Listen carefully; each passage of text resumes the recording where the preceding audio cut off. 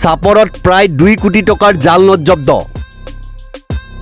জাল নোটসহ আটক এজন লোকক ব্যক্তিজন চাপৰৰ ধীৰঘাটৰ শাহিনুৰ ইছলাম চাপৰ আৰক্ষী থানাত এতিয়া উজান উঠিছে জাল নোটৰ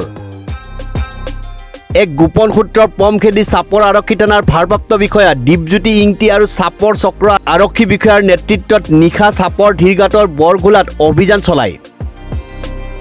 অভিযানত বৰঘোলাৰ পৰা 2 কোটি জাল নোটসহ এজন ব্যক্তিক আটক কৰিবলৈ সক্ষম হয় আটকাধীন ব্যক্তিজন চাপৰৰ ধীৰঘাটৰ শাহিনুৰ ইছলাম বুলি জানিব পৰা গৈছে ব্যক্তিজনক লৈ চাপৰৰ বিভিন্ন ঠাইত নিশা চলাইছিল অভিযান জানিব পৰা অনুসৰি উক্ত 2 কোটি জাল নোটখিনি 7 লাখ টকাত বিক্ৰী কৰাৰ যোজা কৰিছিল এই টকাটো বেলেগক দিব ঠকাব মানে বিজনেছ মানে 7 লাখ টাকা মানে দি মানে 2 কোটি টাকা ল'ব আর কি